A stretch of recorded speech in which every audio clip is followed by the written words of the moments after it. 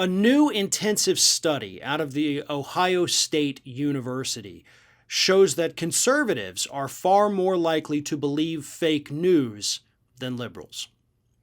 Now, this comes as a surprise to absolutely no one because this study actually builds upon other studies that shows conservatives are more likely to believe and spread fake news than liberals. But this one, over the span of 6 months, January through June of 2019, examined 5,000 social media posts per month, interviewed, got the data from willing participants, and they found that out of these 5,000 stories per month, the most viral ones were in fact filled with conservative misinformation, while those that had a liberal bias actually tended to be factually accurate stories. However, there was about a 90% to 10% bias in these stories. 90% roughly conservative, 10% liberal. And this, of course, goes along with other studies that have shown that the majority of fake news being spread on social media, not believing it or not, just how much is spread, the vast majority of it is conservative leaning. So, this study shows that not only are they spreading it, but they actually believe it. The study also says, this is crazy. They were less likely to believe factually accurate stories. Conservatives were. So not only does it show that, yes, they believe the fake stuff, but they think the real stuff is the fake stuff and the fake stuff is the real stuff. And that is a testament to how powerful misinformation and fake news is on the conservative side. I mean, it is essentially vital to the survival of the Republican Party here in the United States, keeping people stupid and preying on the gullible. Now, the researchers who conducted this study don't want me to call conservatives gullible.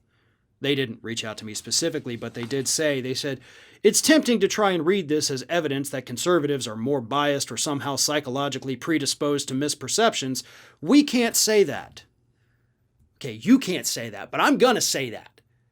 Because that is what this data is telling us. It's telling us that conservatives are gullible, conservatives don't bother fact-checking, and conservatives will believe anything that comes out of the mouth or the website of another conservative. The researchers also bring up they don't know how to combat this. Well, and unfortunately, I'm with you on that.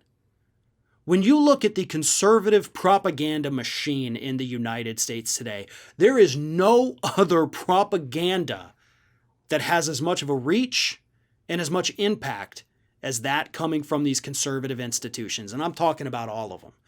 Whether it's Charlie Kirk's group, whether it's the Heritage Foundation, the Federalist Society, Ben Shapiro, Dan Bongino, Fox News, Newsmax, One America, Daily Wire, Daily Caller, Daily Idiot, whatever it is, they've got the lockdown.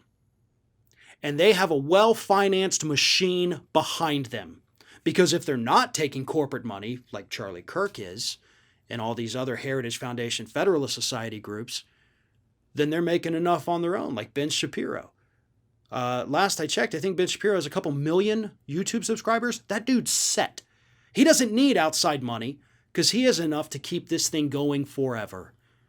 Meanwhile, those of us over here on the left, we're the victims of YouTube algorithms, algorithm shifts that punish our channels, don't push our videos, subscribers don't get notifications, things like that. It's a mess. We don't have any well-financed backer that's funding all these little things on the left. I know conservatives like to think George Soros pays for everything, but let me tell you, I've been involved in a lot of liberal groups. A lot of them have asked George Soros for money, and every time he's said no. So no, he is not this big omnipotent funder of everything on the left. We're all essentially doing it on our own. And we're fighting the conservative propaganda machine as much as we can. But it's still not enough. And this study is just further proof of that.